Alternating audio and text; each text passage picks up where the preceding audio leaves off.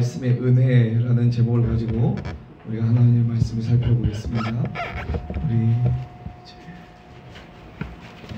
교회론에 대해서 배우고 있는데 저번 시간에도 우리가 살펴봤죠. 교회는 뭐죠? 성령님이 하나 되게 평안에 맺는 줄로 하나 되게 하는 거고, 또 교회는 각 한 사람 한 사람이 또 교회다라고 했나요? 네. 맞죠? 그래서 우리가 그 교회 안에서, 공동체 안에서 이렇게 신앙생활을 해야 된다라고 하면서 이제 말씀, 성례, 기도, 이 은혜의 방편을 도대체 어디에서 사용돼야 되냐라고 했을 때 정답 어디였나요? 교회 안에서. 있습니까? 공동체 안에서 우리가 살아가는 그런 모습들을 보여야 된다라고 해서 말씀, 교회야 말씀, 성례, 그 다음에 기도가 도대체 교회 안에서 어떻게 이루어지는지 오늘은 말씀에 대하여 살펴보겠습니다. 너무나 말씀은 우리 교회에서 중요하죠? 맞습니다. 가장 중요한 게 말씀이다 라고 해도 과언이 아닐 정도로 이 말씀은 너무너무 중요해요. 자, 그래서 이 말씀을 살펴보기 전에 우리가 계속해서 이 초대교회의 모습을 우리가 살펴보고 있었죠? 자, 네 가지 뭐였죠? 사도체의 가르침을 받는 일에 힘썼다, 서로 교제하는 일에 힘썼다, 떡을 떼는 일에 힘썼다, 기도에 힘썼다 라는 이러한 초대교회의 이 모습을 우리는 바라봅니다. 그리고 또 교회가 가져야 될 사명, 뭐라고요? 사명, 해야 할 일 뭐죠? 저번 시간에 배웠죠? 뭐예요? 하나님의 아들을 믿는 것과 아는 일에 하나 되어 그리스도의 장성한 분량이 충만한 데까지 이르기 위해 몸부림쳐야 하는 것. 사명이에요. 아까 이 네 가지와 오늘 방금 살펴본 이 세 가지를 조합해서 이게 교회의 모습이 되어야 된다. 그 다음에 오직 사랑 안에서 참된 것을 하여 범사에 그리스도에게까지 자라는 일을 함께 해야 한다. 세 번째 뭐죠? 서로 연결되고 결합되어 몸을 자라게 하고 사랑 안에서 스스로 세우는 일을 해야 된다. 그래서 교회의 사명에 대해서 우리가 저번 시간에 살펴봤죠. 맞죠? 네. 자, 그래서 오늘은 그 교회 안에 있는 말씀은 어떤 은혜가 있는지, 우리가 말씀을 어떻게 바라봐야 되는지, 어떻게 보면 다 여러분들이 다 아시는 거예요. 정리하면서 우리가 나아가도록 하겠습니다. 우리가 그 살아가는 이 사회는 너무나 빠르게, 너무나 바쁘게 돌아가죠. 맞나요? 네. 그래서 우리는 사회를 가리켜 피로사회라고 하는 책이, 이렇게 여기 보면은 피로사회라는 책이 사회가 어떠한다고요? 피로해요. 요즘은 초등학교 때부터 유치원에서부터 피곤하다고 하는데, 피로하다라고 하는데, 이렇게 책이 베스트셀러에 오를 정도로 있어요. 청년들의 삶도 마찬가지죠. 학교와 직장으로 돌아가 책밖에 속에서 그 어느 나라의 청년들보다 바쁜 일상을 보내고 살아가죠. 그러나 이렇게 바쁜 일상 속에서도, 필요한 사회 속에서도 그리스도인이 놓쳐서 안 되는 중요한 것이 있는데 바로 우리의 삶과 하나님의 은혜의 연결점이에요. 뭐라고요? 우리의 삶과 하나님의 은혜의 연결점이 있어야 돼요. 아멘입니다. 그 연결을 하는 것이 바로 뭐냐? 말씀이다 라고 하는 거. 자, 오늘 우리가 하나님의 말씀을 통해 은혜를 누린다는 것이 무엇인지에 대해서 깊이 생각해 보는 시간을 가지려고 하는데, 우리 모두는 교회 신앙을 하면서, 교회에서 신앙생활을 하면서 하나님의 은혜가 우리에게 얼마나 중요한가를 잘 알고 있습니다. 맞죠? 그리고 그러나 때때로 우리는 그 은혜를 어떻게 누리며 살아가야 되는지를 잊어버린 채, 아까도 말했지만 피로사회, 바쁜 사회, 어려운 사회, 이렇게 그런 사회를 살아가다 보니까 어떻게 해요? 그런 것을, 하나님의 은혜를 잊어버린 채 바쁜 삶을 살아갈 때가 많다라고 하는 거. 그렇죠? 자, 그래서 지난 시간에는 우리는 교회 공동체의 중요성을 알고, 그 다음에 그리스도 몸된 교회에 모이기를 힘써야 되는 것을 살펴봤어요. 하나님 나라 백성이, 신자는 이 땅에서 그리스도의 몸으로 연결된 교회를 통해서 은혜를 누릴 수 있다. 믿습니까? 어디에서 은혜를 내릴 수 있다? 교회에서 은혜를 내릴. 그래서 오늘 하나님께서 교회에 주신 이 외적인 은혜의 방, 외적인 은혜의 방 세 가지 중에 뭐예요? 말씀, 성례, 기도를 통해, 그 중에 말씀, 외적인 은혜의 방편이 어떻게 보면 가장 크게 우리가 볼 수 있는 거예요. 네, 말씀을 믿는 자가 그러면 교회 안에서 어떻게 은혜를 누릴 수 있는지를 오늘 요시야의 왕 이야기를 통해 한번 살펴보겠다라고 하는 거예요. 우리 열왕기 상하 사경회 때 기억나십니까? 노래 다 기억나세요? 기억나요? 여러보아 미야와사 맞아요? 여호사와 여호람 아니요? 전혀 아시야 달라 여호와스 아마샤우시야 맞나요? 나만 알아 또? 다 까먹었어? 큰일이네요. 이번 저희 수련회 주제도 아모스인데 열왕기 상하와 여기 그냥 그때와 조금 연결시켜서 해보려고 아모스를 선택했는데 다시 해야 되겠네. 오늘 본문에는 이 요시야라는 왕의 이야기를 듣고 있어요. 등장하고 있어요. 이 요시야는 히브리어로 요시야후 즉 무슨 뜻이냐면 여호와께서 고쳐주신다. 뭐라고요? 여호와께서 고쳐주신다라는 이름의 뜻을 가진 왕이에요. 그는 이 남유다의 왕국의 16대 왕으로서 이 성경은 그를 유다 왕국의 종교 보응을 주도한 그런 경건한 왕으로 평가해요.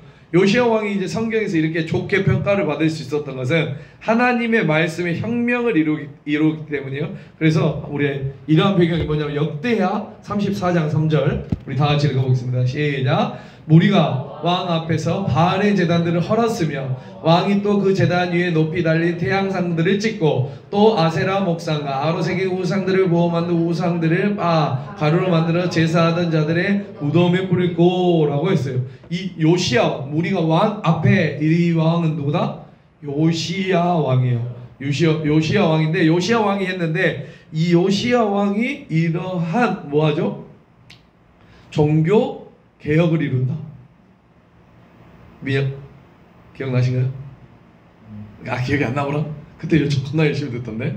자, 우리 역대하 봐볼게요. 역대하 34장 1절을 보면 요시야는 8세 8살의 왕위로 올라요. 왕이 오르고 그는 왕이 된 지 이제 12년에 즉 20세 때 이 이스라엘의 백성에게 우상을 파괴하고 이교적인 예배를 명령하게 돼요. 그래서 성경은 이 요시야 왕을 여호와 보시기에 정직하게 할 그의 조상의 누구의 길로 따랐다? 전혀 관심이 없는 사람이에요.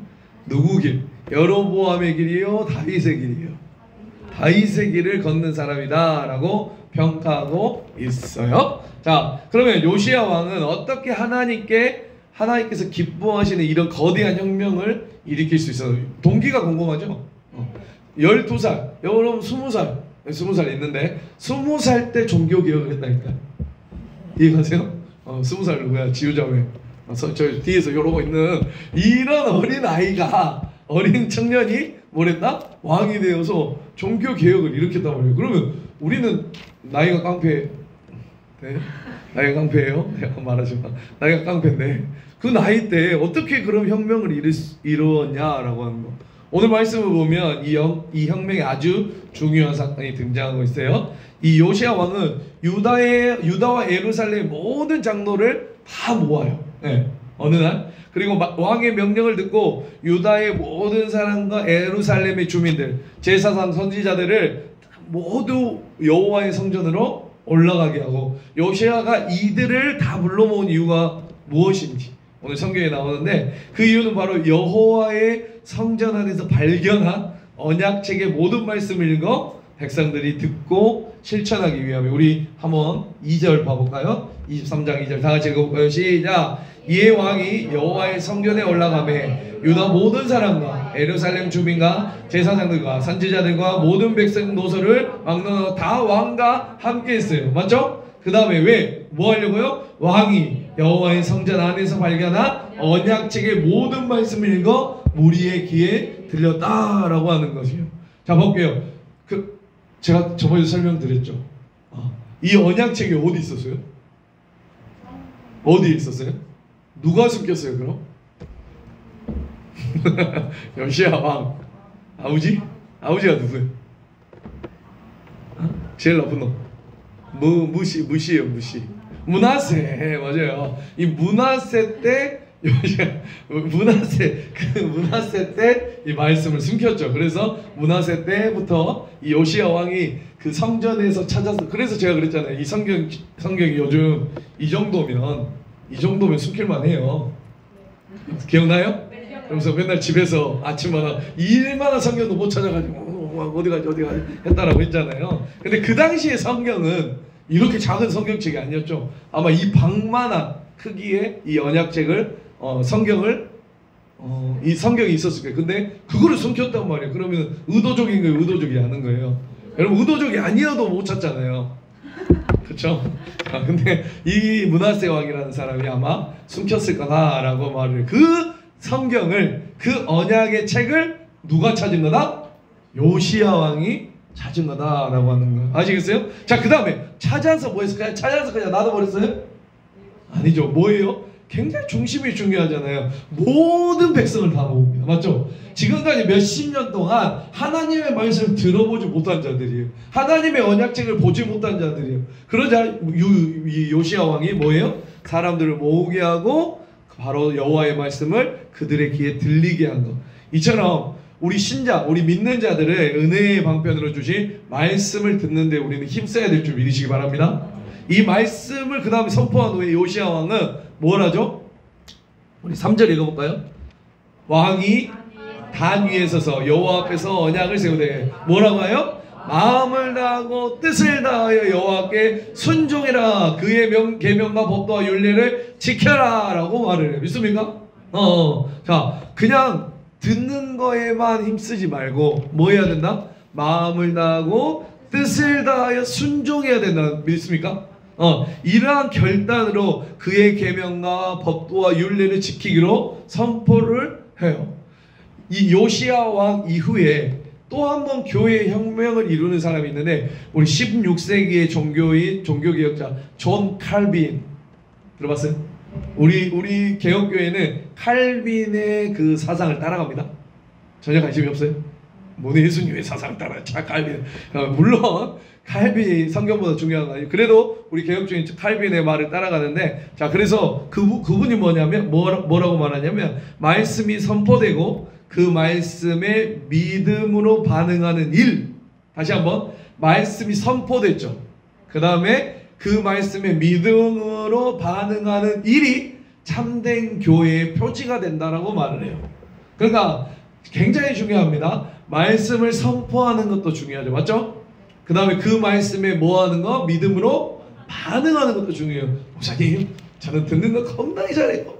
이해가 겁나게 잘 돼요. 전 똑똑하나 봐요. 전 성령님 도와주셔서 어떻게 알게 됐어요. 근데 그것을 믿음으로 받아들여서 반응하지 않는다면 그건 올바른 교회의 표지가 아닙니다. 교회란 말씀을 듣고 그 말씀으로 삶을 살아내는 자들이 진정한 교회이다. 믿습니까? 오케이. 자, 그만큼 바른 말씀의 선포와 더불어 참된 말씀을 듣고 따르는 청중의 성도들이 뒤따르는 것이 굉장히 중요하다라는 것 다시 한번 우리가 알고 있고 귀에 딱지가 박히도록 듣지만 다시 한번 우리가 생각해 봐야 됩니다. 아멘. 자, 그래서 하나님의 말씀을 듣고 그 말씀들을 순종하는 일이 어떻게 우리 삶과 교회의 변화와 혁명이라고 말할 수 있는가에 대한 답이 우리 4장 12절 히브리서 4장 12절에 나와 있어요. 우리 다 같이 읽어보겠습니다. 시작. 하나님의 말씀은 살아있고 활력이 있어 좌우의 날선 어떤 것보다 예리하여 혼과 영감이 관절과 골수를 찔러 쪼개기까지 하며 또 마음의 생각과 뜻을 판단한다. 볼게요. 하나님 없이는 살아가는 우리의 마음과 생각은 모든 생각, 하나님이 없이 살아가는 모든 사람의 생각과 마음은 죄로 가득해 있어요. 맞나요? 맞잖아요. 죄로 인해 악한 상태에 놓여 있어요. 그래서 죄인된 우리의 혼, 영, 관절, 골수를 예리하게 찔러 쪼개는 이 살아있는 말씀이 바로 우리에게 필요한 것이에요. 아멘입니다. 여러분들이 거룩하고 하나도 흠이 없고 예수님처럼 살아갈 수 있다면 이 말씀 필요 없을 수도 있어요.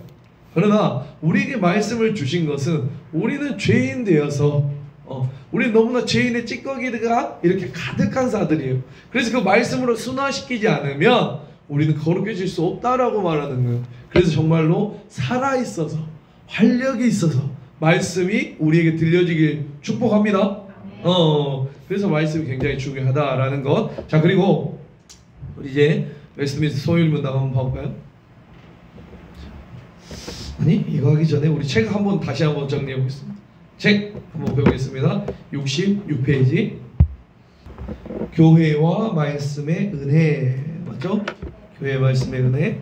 다 같이 리마인딩 한번 읽어보겠습니다. 시작. 우리는 지난 시간에 은혜의 외적 수단인 말씀과 상례와 기도를 누리는 교회에 대하여 살펴보았습니다. 교회는 단순히 건물과 예배의 공간을 의미하는 것이 아니라 성령으로 그리스도와 연합한 성도들의 모임을 의미합니다. 우리는 성령을 통해 그리스도와 연합하여 그리스도의 몸을 세우는 한 몸의 공동체가 됩니다. 이처럼 성령을 통해 연결되고 결합되어 하나가 된 교회는 하나님의 아들을 믿는 것과 아는 일에 하나가 되어 그리스도의 장성한 분량이 충만한 데까지 이르기 위해 전신과 전력을 다해 주의 몸된 교회를 세워야 할 것입니다. 이번 시간에는 교회가 은혜의 외적 수단 중 말씀을 어떻게 누려야 하는지를 살펴보려. 자, 볼게요. 계속해서 누리다. 교회론. 여러분, 성도들이 살아가는 데는 누려야 돼요. 아멘입니다. 왜 누려야 돼요? 왜? 뭐가 전제 조건이에요? 누린다는 거는 내가 돈을 마음대로 쓸 수 있어요. 누린다는 거는 뭐가 전제 조건이에요? 돈이 누구 거라는 거예요? 내 거라는 거예요. 아멘입니다. 자, 그렇다면 교회는, 나는 교회는 무엇 때문에 우리는 누릴 수 있는 거예요? 하나님의 자녀. 아멘? 하나님의, 우리가 자녀, 다시 말해서 하나님의 자녀가 됐다는 건 뭐예요? 구원을 받았다는 거. 아멘입니다. 자, 그 구원을 받았기 때문에 우리 한 사람 한 사람 교회에는 뭘 해야 되는 거예요? 신앙생활을 뭐 해야 된다? 누려야 된다는. 왜? 내 거니까. 맞죠? 내 거 아니면 안 누려도 되죠. 누리지 말아라. 꼭 누리시기 바랍니다. 여러분, 구원받은 자들이에요. 그러므로 나에게 주신 그 말씀, 나에게 주신 그 은혜, 나에게 주신 기도, 성례를 뭐 해야 된다? 누려야 된다. 어디서 누려? 교회 안에서. 아멘입니다. 누리시길 바랍니다. 혼자 누리면은 3000% 빠질 수 있잖아요. 그러나 이 공동체 안에서 누리면 빠지더라도 어떻게 할 수 있어? 윤희야, 정신 차려. 언니가 팍 차려. 야, 너 정신 차려야 돼. 너 그거 아니야. 이렇게 할 수 있는데 혼자 하면 어떻게 해요? 정신 못 차려. 혼자 어디로 갈 줄 몰라요. 갔다는 게 아니라. 알죠? 자, 그래서 우리 한번 살펴보도록 넘겨서. 자, 우리 한번 보겠습니다. 자, 뒤에 코멘트 한번 읽어볼게요. 시작. 열왕기하 23장은 남유다 제16대 왕이 요시야 왕의 개혁을 다루고 있습니다. 그 당시 남유다는 절망적인 시대를 보내고 있었습니다. 요시야는 왕으로 등극한 지 18년이 되던 해에 성전을 수리하던 중 율법서를 발견하게 되고 율법책의 내용을 듣고 하나님을 떠난 자신들의 심각한 죄를 깨닫게 됩니다. 이에 요시야는 모든 백성을 모아 율법책을 낭독하고 철저한 회개운동을 전개합니다. 더불어 하나님의 약속을 지키겠다고 결단하며 우상을 철폐하고 산당을 허무는 신앙개혁운동을 시행합니다. 히브리서 4장 12절 13절은 하나님의 말씀의 능력을 드러내고 있는데 하나님의 말씀은 살아있으며 영원전부터 영원까지 수신자들에게 메시지를 전달하는 활동력이 있음을 강조하고 있다라고 하는 거 믿습니까? 다 이해 가시죠? 방금 제가 설명했기 때문에 이해 가셔야 되죠? 자, 그래서 첫 번째, 요시야 왕이 여호와의 성전에서 할 일이 뭐예요? 2절 뭐예요? 사람, 그렇죠.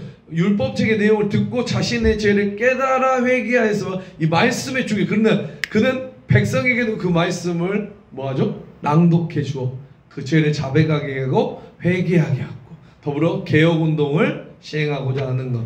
모든 개혁과 운동과 회개, 운동의 기초가 된 것, 회개의 기초가 되는 것이 뭐예요?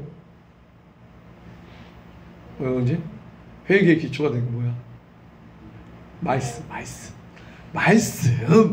말씀이 기초가 되어 우리는 해결을 해야 됐다라고 하는 거. 자, 두 번째, 요시야 왕과 모든 백성은 어떻게 반응하죠?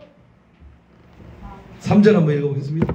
왕이 단위에 서서 여호와 앞에서 언약을 세우되 어떻게 한다는 것? 마음을 다하고 뜻을 다하여 여호와께 순종하고 그의 계명과 법도와 윤리를 지켜 이 책에 기록된 이 언약의 말씀을 이루게 하리라. 그러자 백성이 어떻게 해요? 다 그 언약을 어떻게 하는 거예요?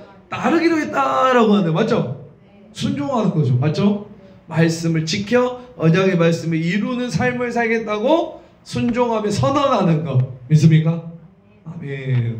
우리가 이렇게 바라봐야 된다. 말씀을. 그러니까 말씀을 듣는 거에 국한되지 않고 어떻게 한다는 거? 살려고 아멘 하는 거. 아멘. 여기서만 하지 말고. 자, 3장 3번 시작. 히브리서 4장 12절에서는 하나님의 말씀을 어떻게 묘사하죠? 아까 나왔죠? 하나님의 말씀 살아있고 활력이 있어. 그렇죠? 좌우에 나에서 어떤 것보다 예리해요. 그래서 혼과 영감이 골수로 찔러 쪼개가 우리 생각과 뜻을 판단해요. 자, 맞죠? 이게 정답이고. 4번 히브리서 기자는 왜 하나님의 말씀을 3번처럼 묘사했을까요? 그 이유를 위 질문들과 연관해 보세요. 왜 하나님의 말씀을 이렇게 살아있고 활력이 있고 뭐 어쩌고 저쩌고 이야기 하잖아요. 그럼 하나님의 말씀 살아있습니까 여러분? 살아있어 안 살아있어? 목사님 죽었는데요? 여기 책에도만 있더만. 살아있어요 안 살아있어요? 믿습니까? 그 믿음 좋아요. 그 활력이 있고 살아있다라는 뜻이 뭘까? 어떤 것 같아요? 지금도 여러분들 어떻게 보면은 기독교가 몇천 년이 지난 것은 진리이기 때문이죠. 맞나요? 아무리 지네가 수많은 이단들이 자신들이 진리라고 하지만 다 없어졌어요. 지금 말하는 우리 신천지도 이번에 통일교 막 압수수색 들어가고 그러죠. 전혀 관심이 없어요. 왜 나는 고소하냐? 분명히 뭔가 잘못됐어요. 그래서 압수수색 들어갔는데 이렇게 아무리 통일교 어마어마하게 크잖아요. 예전에 맞죠? 관심 없어요. 통일교 엄청 큰데 지금 신천지 잽이 안 돼요. 거기는 사회생활을 해가 사회 그런 경영을 해가지고 어마어마한 자립을 했고 또 돈을 벌고 지금도 우리 깊숙이 침투해 있는 게 이 통일교 얘들인데 아무튼 이들은 어찌됐건 망하게 돼요. 왜 그럴까요? 진리가 아니에요. 진리가 아니에요. 자기들이 말하는 이 성경 똑같은 성경을 쓰는데 그 성경을 이용할 뿐이지 그들은 진리 있는 종교가 아닙니다. 그러나 우리 기독교 우리가 지금 믿는 이 개신교는 어때요? 이게 진리인 줄 믿으시기 바랍니다. 그래서 지금까지 살아있는 거예요. 그냥 결과를 보면 그게 진짜인지 가짜인지 볼 수 있잖아요. 맞죠? 이게 가짜였으면 진짜 끝났겠죠. 우리 손까지 왔겠습니까? 맞죠? 자, 그렇다면 뭐 때문에 그랬을까라는 거예요. 뭐 때문에? 이 살아있는 하나님의 말씀 때문에. 아멘? 이 살아있는 하나님의 말씀이 100년 전이든 1000년 전이든 500년 전이든 똑같이 살아서 움직이는 우리 이 말씀 때문에 하나님의 그 진리인 특히 구원의 역사가 지금까지도 이어질 수 있고, 그럼 여기서 멈추는 겁니까? 아니겠죠? 우리 후손들에게도 이 말씀이 이어진다. 왜? 살아있어서. 아멘? 살아있고 활력이 있어요. 활력이 있는 왜 내 성경책 안 그래요? 은혜 받으면 그렇게 보이더라고.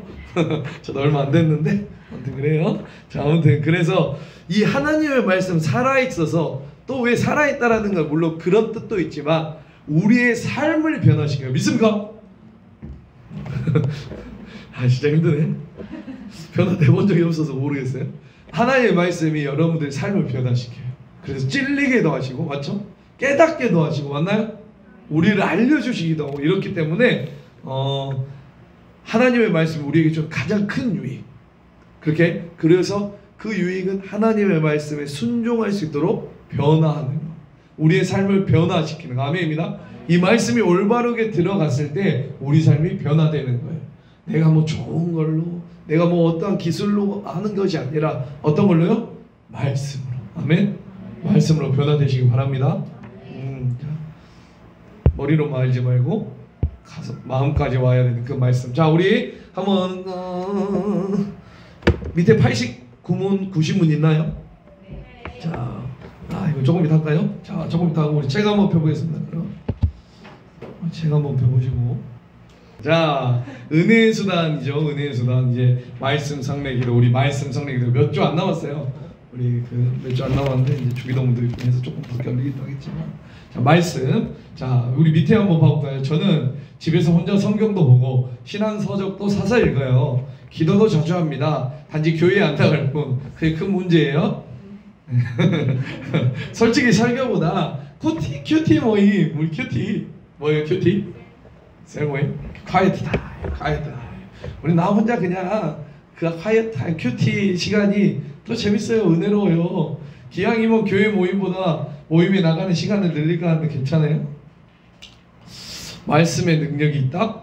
말씀을 듣고 천천히 옮긴 그 당사자의 능력이 있는 건 아닌가요? 라는 이런 여러 질문들, 맞죠? 여러분들 혹시 해본 적 있나요? 해봤을 수도 있어요. 자, 밑에 보면 하나님의 우리 위반했기 때문에 당연히 받아야 할 그 진노, 그의 진노와 저주를 피하기 위하여 우리는 하나님께 대한 회개, 그렇죠? 주 예수 그리스도의 믿음, 그리고 그리스도께서 그의 중보들 은택들을 우리에게 전달하는 외적 방법, 뭐죠? 말씀, 성례, 기도를 부지런히 사용할 것을 요구받았어요. 특히 외적인 수단으로 말씀, 성례, 기도가 언급되어 있는데, 이 교례들의 택함을 받은 자들을 구원에 이르게 하는데 유효하다고 배웠습니다. 이제는 이 세 가지를 하나씩 공부해요. 그러니까 택함을 받아서요, 구원을 어떻게 하는 거예요? 유효하게, 그러니까 누릴 수 있게, 즐길 수 있게 해주는 것. 아시겠죠? 그래서 살펴보겠습니다. 이거 같이 봐야 되는데 이거 하나씩 써요. 이거 옆에 이렇게 딱 붙어 있는 거예요. 근데 이제 한쪽으로 나왔죠? 네. 책 있는 사람 같이 붙어 있을 텐데. 자, 그래서 우리가 이렇게 나아가고 있다라고 하는 거. 자, 지금까지 흐름을 복습하면 서울이 문답 10계명을 전부 배운 후 누구도 율법을 완전히 지킬 수 있습니까? 없습니까? 절대 없습니다. 그러면 지키지 못하면 우리는 어디에 빠진다는 거예요? 진노와 저주를 수반한다는 사실을 다시 한번 상기시켜 줍니다. 그리고 거기에 근거해서 그리스도의 은택이 은혜죠. 은혜를 입고 교회에 모여있는 우리임에도 불구하고 은혜 받고 그것은 끝이 아님을 알려준다. 이제는 우리가 이 생애 동안 교회의 지체로서 부지런히 살아야 하는 근거를 제시합니다. 그러니까 부지런히 살아야 하는 이유가 구원을 받기 위해서가 아니에요. 아멘입니다.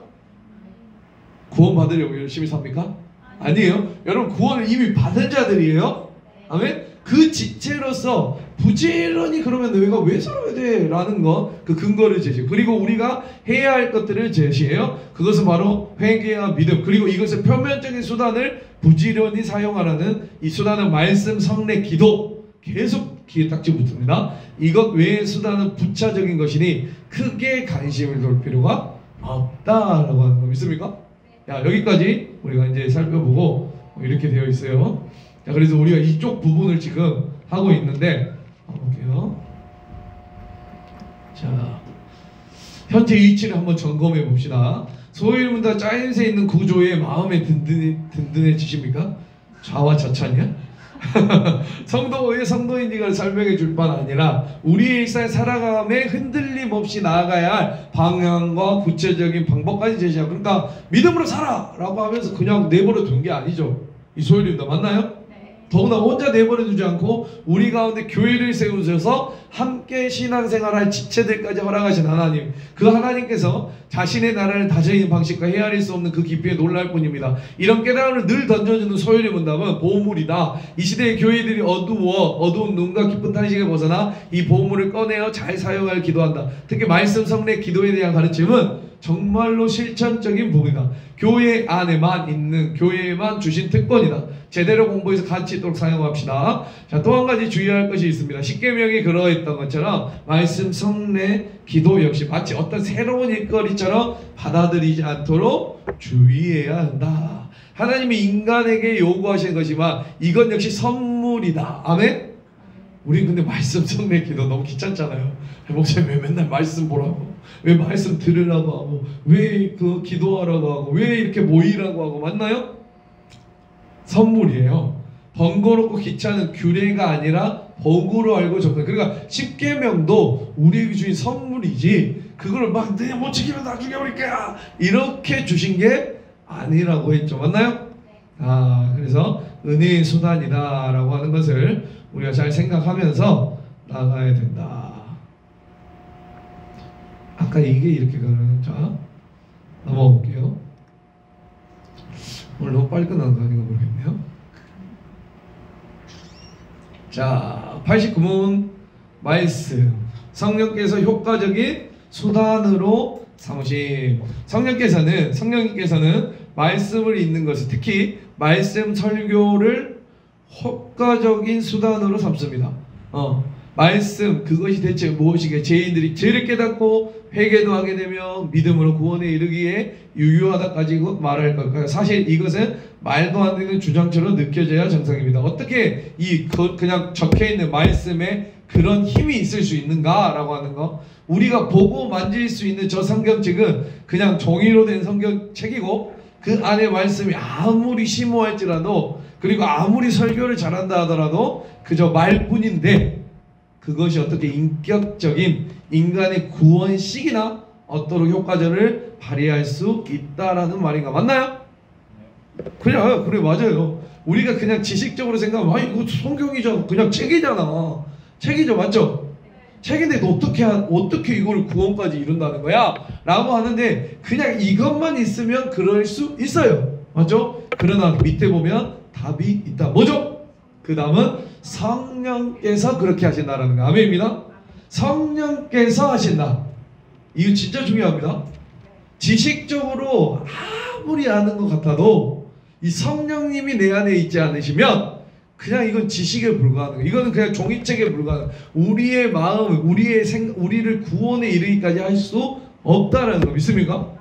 이걸 효과적인 수단으로 만드신 분이 누구라? 성령님이시다라고 하는 거. 그래서 말씀은 하나님께서 인간에게 주신 선물 중 가장 값진 것이다 라고 하는 거. 또한 말씀은 특히 설교를 통해 받는다라고 하는 거. 맞죠? 그래서 우리 개혁주의, 특히 우리 이 장로교, 특히 우리가 지금 신앙생활 하는 곳에 말씀이 가장 선포하는 게 맞죠? 왜 그래요? 설교를 통해서 하나님의 말씀을 받고 듣는 거기 때문에. 믿습니까? 그러다 보면 설교를 듣는 자의 입장으로서 예배를 참석할 때 준비가 필요하다. 맞나요? 설교는 목사님이 하니까 목사님만 준비하면 돼요? 안 해요?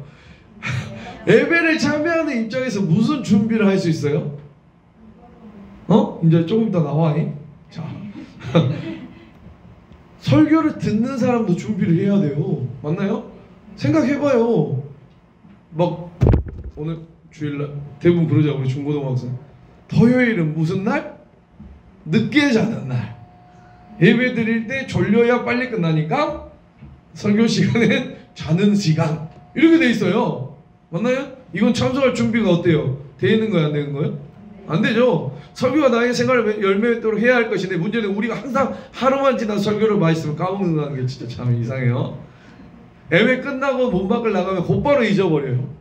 그러한 우리 자신 부끄러워하면 마음을 다짐 잡도록 해야 된대요. 자, 그래서 이제 말씀을 어떻게, 그러면 이 말씀 중요한지 알겠어요. 진짜 이 소율분들 굉장히 친절해요. 그럼 어떻게 해야 되냐? 어떻게 들어야 되냐? 맞죠? 궁금하지 않아요? 궁금해요. 궁금하지 않아? 찬성 사모님만 궁금해하는 걸로 하고, 말씀을 듣고 읽는 방법이 뭐야? 네 가지로 나왔죠. 시작! 부지런함과 예비함과 기도로 참여, 믿음과 사랑으로 받아들임, 우리 마음에 간직해, 우리 삶 가운데 그것을 실천해야 된다. 아멘입니다. 부지런함과 예비함으로 기도로 참여해야 돼요. 그래서 와가지고 가장 먼저 해야 돼. 예배 모범에도 나와 있어요. 와서 안녕 하는 것이 아니라 뭐 해야 돼요? 기도하는 거예요. 뭘 기도해야 돼요? 내가 말씀 가운데 이 예배 가운데 충만하게 해달라고. 또 한 가지가 뭐냐면 설교자를 위해서 기도해야 돼요. 예배 모범에 나왔죠. 제가 기도받고 하고 싶은 게 아니라 우리 목사님이 오늘 말씀을 통해, 그래서 우리 대표기도 하잖아요. 그죠? 우리 목사님 말씀을 통해서, 설교를 통해서 내가 하나님의 말씀을 올바르게 깨닫게 하여 주시옵소서라고 뭐 해야 된다? 부지런함과 예비함과 기도로 참여해야 된다. 믿습니까? 그 다음 믿음과 사랑으로 받아들여야 되죠. 아멘. 아무리 탁탁 싫은 소리를 해도 그걸 뭘로 받아들여야 된다? 믿음과 사랑으로 받아들여야. 아멘. 아까 뭐라서 간절히 쪼개고 막 회개가 깨달아지게 하고, 그래서 목사님은 왜 나를 겨냥해서 이런 설교를 하셨을까요? 그런 믿음이 있지 말고, 목사님이 하는 말씀이 다 나를 뭐 하시기 위해서 성장시키기 위한 그런 걸음이구나 라고 생각하는 믿음이 필요하다라는 아멘입니다. 여기 가운데도 제 말씀 때문에 상처가 됐던 청년들도 있을 수도 있어요. 아멘. 눈을 다 피하는데 좋아요. 있을 수 있어요. 자, 그러나 우리 한 목사님 항상 말하는 전혀 그런 의도가 없습니다. 진짜로 죄송하지만 그런 의도 있어요. 제가 사경에 수련회 때 말할 텐데, 이거는 무슨 말이냐면, 여러분들 말씀을 준비할 때는 정말로 여러분들을 생각하면서 준비해요. 아멘입니다. 그래서 다른 유튜브 말씀 좋아요. 맞죠? 다른 설교 저보다 훨씬 잘하는 사람 많아요. 맞죠? 그러나 여러분의 담임 교육자만큼 여러분을 생각하면서 말씀을 준비하진 않아요. 왜? 그들은 그냥 자신들의 그런 설교를 하는 거기 때문에. 그래서 굉장히 중요한 것은 여러분의 교육자의 말씀을 듣는 게 중요해요. 아멘입니다. 아멘. 오케이, 땡큐. 여러분들을 생각하면서 정말해요. 기도하면서 우리 청년들에게 어떤 말씀이 좋을까 그렇게 기도해요. 근데 유튜브에 있는 목사님 여러분들 알아요? 몰라요. 전혀 몰라요. 네, 그래서 그렇습니다. 아멘입니다. 그래서 이 말씀을 정말로 믿음으로, 하나님의 사랑으로 좀 받아들여서, 조금 아픔 이야기를 해도, 좀 나에게 찔림의 이야기를 해도 그렇게 사랑으로 받아들일 수 있습니까? 이러지 말고. 맞죠? 만약에 어떤 상처가 있다면 저한테 말하지 마시고 우리 사모님한테 가서 말씀하세요. 우리 사모님이 사랑으로 품어주실 겁니다. 아멘. 오케이. 자, 저한테 오지 마세요. 부담스러우니까. 자, 우리 마음의 간직함, 그 다음에 우리 삶 가운데 그걸 실천해야 한다. 믿습니까? 자, 우리 한번 봐볼게요. 자, 말씀을 듣고 읽는 방법을 이제 말해줘야 되죠. 말씀이 중요해요. 그럼 말씀 듣고 읽는 방법, 아까도 말했죠. 말씀을 읽을 때의 자세는 이것이 하나님의 말씀이라는 것을 확신하면서 읽어나가야 돼요. 믿습니까? 자, 그리고 소요리보다 이문에서 배운 것 같이 오직 하나님만이 성경을 깨달게 해줄 수 있다는 확신을 가지고 읽어야 돼요. 아멘? 이렇게 생각한다면 좀 더 실천적인 자세가 나올 것입니다. 말씀을 읽을 때 하나님께서 지금 나에게 말씀하고 계신다는 것을 알았으니 뭐가 달라진다? 자세부터가 달라진다. 그리고 부지런함으로 읽는 것도 문제도 생각해 봐야 한다. 잠깐의 시간을 내서 쓱 읽어나가는 것만으로 많이 부족한 것 같아요. 그래서 연구하고 예비하며 기도하는 시간 분명히 필요해요. 아멘입니다. 말씀은 내가 읽을 때도 그렇고 이곳에 와서 말씀 들을 때도 그렇고, 맞죠? 자, 우리의 하루 일상을 계획할 때 성경을 연구하는 시간을 제대로 마련해야 신학자가 되라는 거예요. 맞습니까? 진지하게 한번 읽어보라는 거예요. 아멘? 성경 찾기도 힘든데 무슨 성경을 읽어, 목사님? 그래요. 성경을 읽는 시간을 정하고 성경 읽기 계획을 세우고 우리 실천해야 돼요. 우리 그래요. 다들 이렇게 하시죠? 아멘. 아니요, 그런다 해요. 자, 대요리 문답은 말씀을 이제 대요리 문답. 아까 이제 지금 우리는 서요리 문답이고, 대요리 문답에는 우리가 갖춰야 할 실천적인 자세. 그래서 볼게요. 말씀을 전하는 자, 그 다음에 말씀 듣는 자, 이런 것들이 한번 나와 있어요. 맞나요? 말씀을 전하는 자, 이건 제가 봐야 될 일이죠. 맞나요? 이거 한번 봐볼까요? 저도 이렇게 하려고 부지런하게 명백한, 죄송합니다. 참석해야 돼. 부지런함으로 준비할 기도하고 참석해야 돼. 맞죠? 설교 말씀 듣는 이들은 참석을 해야 되죠. 그냥 검토하죠. 그들이 듣는 것을 성경 말씀에 비추어 그 다음에 진리로 아까 받아들여야 된다 했어요. 하나님의 말씀으로. 그래서 목사님이 하는 말이 그냥 뭐 그렇겠지만 그것을 무슨 말씀으로 받아들여야 된다? 하나님 제 말뿐만 아니라 모든 목사님들. 자, 그 다음에 묵상하고 참고한다. 그 다음에 제가 중요한 거 마음에 간직하며 생활 속에서 열매 맺도록 해야 한다. 저는 말씀을 듣는 것만큼 중요한 게 삶이라고 봐요.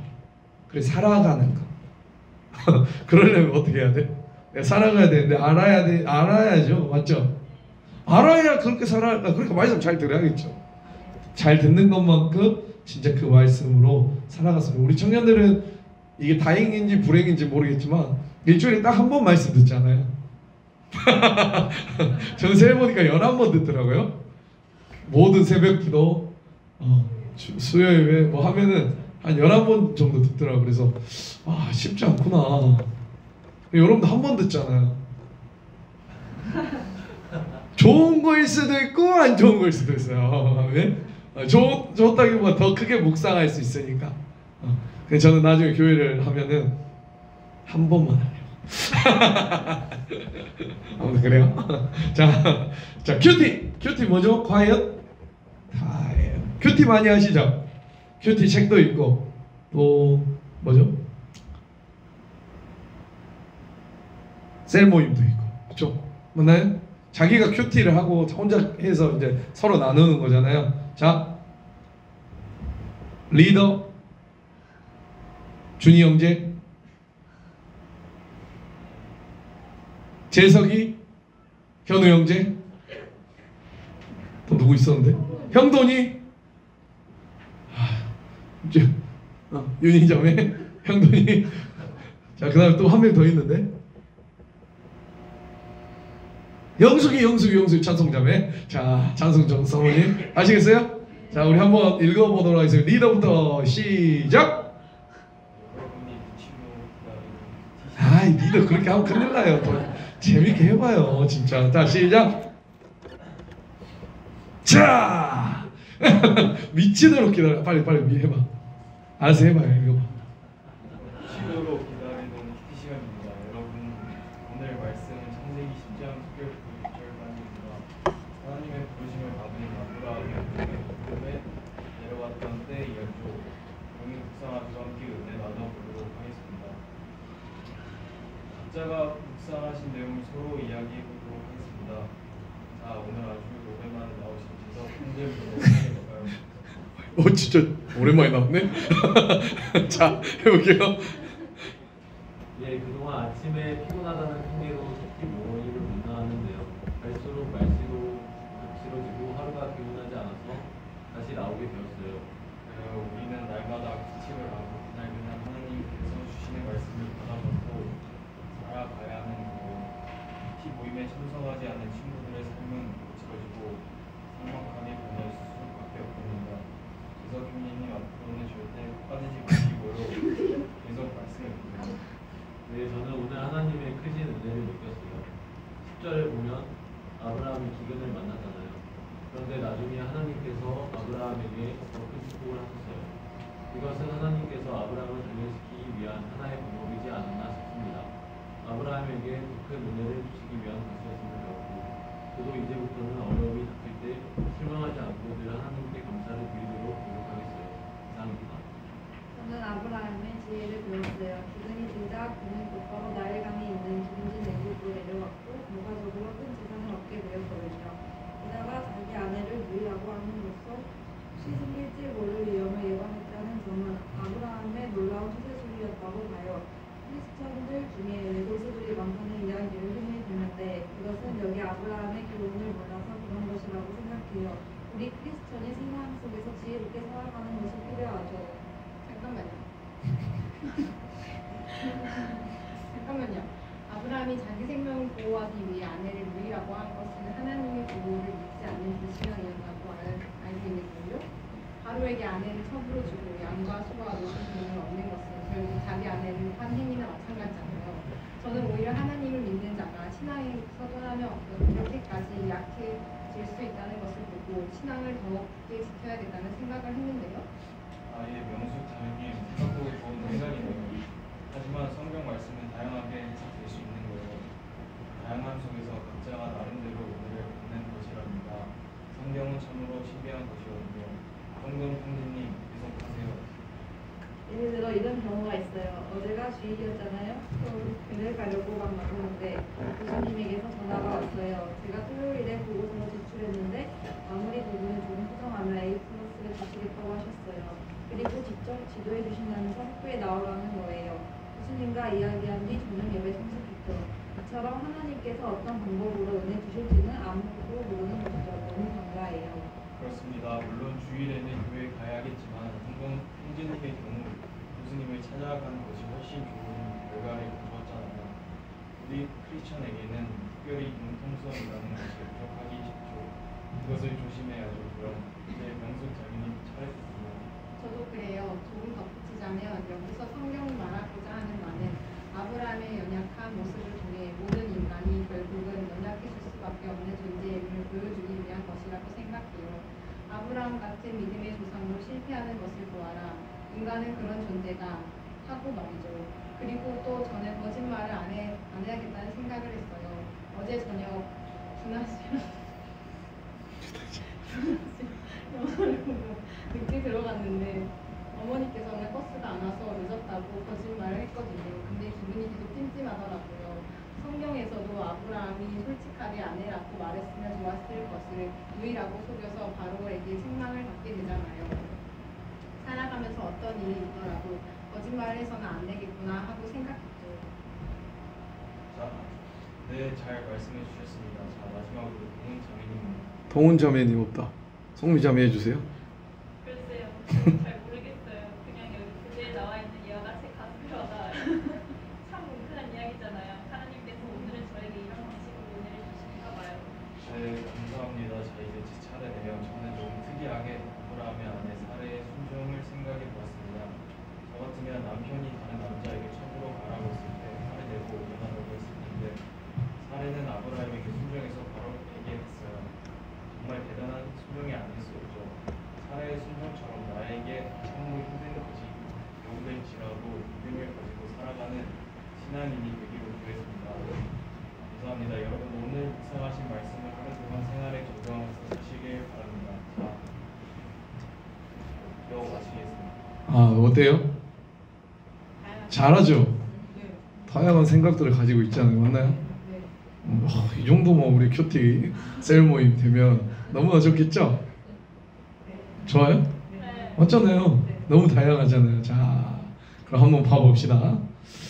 자, 말씀 읽기에 숨은 복병 내 마음대로씩 큐티 시간. 보통 한국교회 일반 성도들은 성경을 언제 어떻게 읽을까? 성경을 읽고 해석하는 문제에 있어서 어떤 모습을 갖고 있을까? 제대로 된 거룩한 독경을 실천하는 성도들이 한국교회 현실 속에 많지 않을 것이다. 그럴 만한 기초적인 훈련들이 되어 있지 않기 때문이다. 그 대신 묵상의 시다. 맞죠? 일명 큐티, 과이어트 타임이라고 불리는 성경 읽기 정도가 유행일 뿐이다. 맞죠? 많이 봤죠? 이 묵상의 시간은 한국교회 성도들에게 목회자의 가이드 없이 성경을 자유롭게 다채롭게 해석하는 자유를 준다는 점에서 참 인기가 여러 자유로운 해석들이 나왔어요. 자, 주관주의적 해석 가능한 풍성한 나눔. 자, 그러나 내용이 다양해진 것만큼 그것은 그만큼 성경에서 말하는 내용들을 자기 상황에 맞추어 잘못 해석하는 일들도 많이 벌어짐을 의미해요. 맞죠?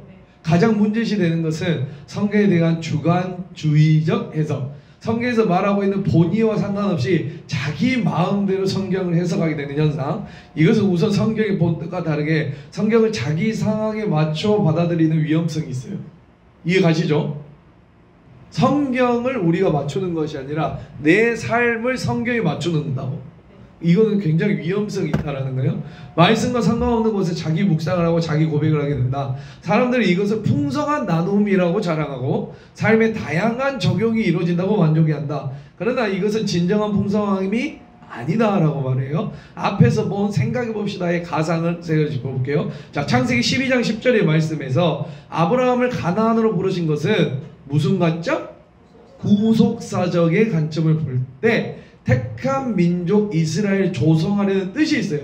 또 아브라함 개인적으로 모든 연고지와 기득권을 포기하고 무조건 순종하여 낯선 땅으로 떠날 만큼 신앙의 결단을 주신 하나님의 은혜라는 거예요. 아멘입니다. 그러니까 성경을 볼 때 어떻게 보냐, 그 인물을 바라보는 것도 아니고 구속사적인 관점으로 바라보면서 누구의 은혜를 찾으려고 해야 돼요? 하나님의 은혜를 찾으려고. 그것을 내 삶에 끼워 맞추는 것이 아니라 우리 성경을 볼 때는 하나님의 은혜를 보려고 해야 된다. 아멘입니다. 자, 성경 전체에서 말하고 있듯이 아브라함의 여정 또한 인류를 향한 하나님의 구원 사역, 아멘입니다. 그것만 있으면 흔들리지 않아요. 구원 사역. 그러나 이 부분을 읽으며 하나님의 구원 사역, 그 본래 뜻이 강조되기보다는 젊은이들이 각자 사고 그대로 쏟아나오는 것을 볼 수 있다. 아브라함이란 인간의 지혜 그 자체를 가지고 본받아야 한다거나, 아까 말했죠? A+ 맞기 위해 융통성 있는 크리스천이 되겠다는 등 거짓말. 아까 누구랑? 준하 씨랑 무한도전이에요? 맞나요? 맞죠? 맞는 것 같은데? 무한도전처럼 등 거짓말을 하지 말아야 한다는 등 말씀과는 전혀 상관. 이 말씀은 그런 말씀이 아니었죠? 맞죠? 구속 사역에 있어서 아브라함의 언약적 관점에서 하나님의 은혜를 말하고 있는데 무슨 그런 것들이 나온다라는 거예요. 자, 사람들이 이것을 풍성하다고 자랑하고 다양한 적용이 이루어진다고 만족해요. 그러나 이것은 진정한 풍성함이 아님을 깨달아야 할 것이다. 여기에 성경 지식이 그다지 없는 대학생 개인에게도 문제가 있겠다. 하지만 더 큰 문제는 큐티 모임의 인도를 담당하는. 그래서 우리는 셀 모임이라는 걸 뭘 가지고 하죠? 설교를 들은 말씀을 기반으로 하죠. 맞죠? 네. 왜요? 말씀이 기반되지 않으면 자기 마음대로 해석될 수가 있다. 자, 이는 리더의 자격이 되게 교회의 연장적 그렇네. 청년들에게 의존되고 있기 때문에 성경 지식이 부족하고 바른 판단력이 부족하기 때문에 어떤 발언들이 나오더라도 올바른 시점을 주기 힘들다. 심지어 본문과 아무런 상관없을지라도 기발한 해석이나 독특한 관점에서 발언이 오히려 주목되는 일도 있다. 우리는 이것이 성경이 말하고자 하는 본래의 의미를 훼손시키는 행위를 해야 된다라고 하는 거 읽어보시기 바랍니다. 이제 봐볼게요. 큐티 셀 모임 봐봐요. 우리 좋아요. 너무 좋죠. 자, 무리한 작용과 관념 오히려 개인으로 하여금 그 원래의 의미를 희석시킬 수 있다. 우리는 성경에서 말하는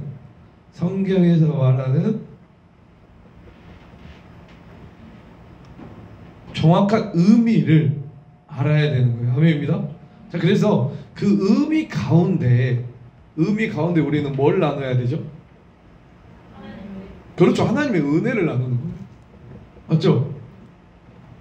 그 은혜를 나누고 이걸 주석적으로 해서 아브라함도 이렇게 했으니까 나도 이렇게 하겠습니다. 이거는 조금 그렇게 그러니까 잠깐은 할 수가 있어요. 맞죠? 근데 거기서 끝나버리면 안 되죠. 우리 리더들 잘 들어요? 그렇게 끌고 가는 거는 가능해요. 이해 가세요? 그러나 마지막에는 모든 것이 뭘로 가야 돼요? 하나님의 은혜와 소망. 여러분도 마찬가지예요. 성경을 읽을 때 그렇게 가시기 바랍니다. 아시겠어요? 네. 그래서 우리가 이 성경을 해석하는 데 있어서 아까도 말했지만 구속사적인 관계, 하나님의 은혜적인 관계를 우리는 바라보면서 우리가 봐봐야 된다라고 합니다. 자, 그래서 다시 말씀으로 오면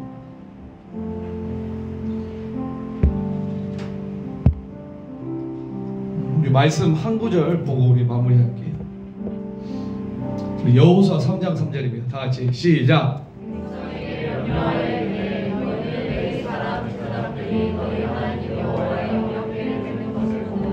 너희가 있는 것을 떠나 그 뒤를 따르라. 그럼 지금 이게 어떤 상황이냐면 이스라엘 백성이 이제 출애굽하죠. 그 다음에 홍해를 건넙니다. 홍해를 건너고 어디에서 40년을 살죠? 이제 광야에서 40년을 살다가 지금 이제 가나안 땅으로 들어가려고 하는 장면. 가나안 땅으로 들어가려고 하니 뭐가 가로막고 있는 거예요? 처음 들어보죠? 요단강이 가로막고 있어요. 우기철이라서 요단강이 우기철이 아닐 때 그냥 쉽게 건너갈 수 있어요. 그런데 우기철에는 어마어마한 물살이 이렇게 나타납니다. 이 우기철에는 엄청나게 물이 많이 있을 때요. 그런데 하나님은 어떻게 하죠? 건너라고 하죠. 우리 너무나 많이 들었죠? 홍해는 어떻게 해서 하나님이 갈라놓으시고 건너라고 하죠. 맞죠? 그러나 이 요단강을 건널 때는 어떻게 하냐면 그냥 그 흐르고 있는데 건너라는 거예요. 갈라주지도 않으세요. 맞죠? 하나님의 말씀에 순종하는 이 모습에 믿음을 하나님 바라보신 거예요. 자, 그러자 모세가 건너는 백성들에게 명령하는 장면이에요. 여러분, 뭘 따르라는 거죠? 뭘 따르라는 거예요? 여기 성경으로 봤을 때 여호와의 언약궤를 따르라는 거예요. 믿습니까? 언약궤를 따르는 거예요. 여러분, 언약궤가 오늘날로 말하면 뭐죠? 말씀이에요. 말씀. 하나님의 말씀. 여러분, 우리 신앙생활이 저는 조금 더 단순해졌으면 좋겠어요. 복잡하게 생각해서 어떻게 내가 하나님 앞에 갈까? 어떻게 하면 더 신앙생활을 잘할 수 있을까? 어떻게 하면 내가 넘어지지 않고 걸어갈 수 있을까? 이렇게 내 삶 가운데 복잡하고, 여러분, 이 요단강 같은, 요단강 하나 건너지 못하면서 쩔쩔매면서 어떻게 건널까? 어떻게 건널 수 있을까? 저러다 빠져 죽는 거 아니야? 이런 고민들, 문제들과 살아가는 그때에 어떻게 보면 우리의 신앙은 간단한 거예요. 뭐 하면 되죠? 말씀을 따라가면 돼요. 그러니까 여러분, 모태신앙들이면 여러분 몇십 년, 몇 년 우리 신앙생활을 하면서 수많은 설교를 들으면서 항상 그 설교를 관통하는 주제가 뭐냐면 나에게 맡겨라. 하나님 말씀만 따라라. 나 여호와만을 의지해라. 내가 너와 함께하고 있다. 굉장히 여러분 심플해요. 맞죠? 그러니까 신앙생활은 아주 심플하게 하는 거예요. 이스라엘 백성들이 요단강을 건널 때 그 언약궤가 앞에 가듯이 하나님이 앞에 가게 하시는 신앙생활. 내 생각이 먼저 가서 하나님 따라오세요가 아닌 하나님의 말씀, 하나님의 언약궤를 앞에 두고 내가 그것을 뒤따르는 신앙생활. 하나님의 말씀이 기준이 되어 말씀이 나보다 앞에 가는 그런 신앙생활. 여러분, 그러면 우리를 가로막았던 우리 앞에 있는 요단강이 열리는 거죠. 믿습니까? 우리가 왜 요단강이 열리지 않냐? 우리의 삶이 왜 열리지 않냐? 왜 그래요? 내가 먼저 가는 거예요. 하나님의 말씀이 기준이어 가게 되면 오늘 요단강이 열린 것처럼 우리의 삶에 요단강이 열릴 줄 믿으시기 바랍니다. 하나님의 말씀을 여러분 더 앞세우길 바라십니다. 하나님의 말씀이 나의 생각과 기준보다 더 앞서길 원하시는 거예요. 그러면 우리 신앙생활이 굉장히 단순해집니다. 제 얘기를 잘 들으세요. 내가 계획한다고 하나님의 말씀을, 하나님을 따라오게 할 수 있을까? 아니요. 피도 마찬가지예요. 똑같아요. 하나님의 말씀이 기준인 것이, 하나님의 말씀을 따라가는 거예요. 아멘입니다. 그 말씀이 우리 삶의 기준이 되어 이 공동체 안에서, 교회 안에서 발현이 되면 하나 되지 않을 수가 없어요. 믿습니까? 그 말씀으로 하나 되는 저와 여러분이 되시길 주님의 축복합니다. 오늘 찬양처럼 우리 말씀 앞에서 경외함으로 나아가길 원해요. 그 생명의 말씀에 힘이 있어서 우리를 거룩하게 하며 하나님 말씀 앞에 두려워 떨길 원합니다. 하나님 앞에서 운명을 걸길 원합니다. 하나님의 말씀이 우리의 삶의 주인이 되어서 그 말씀을 따라가는 저와 여러분 되게 주님의 이름으로 축복합니다. 찬양하며 나아갈까요?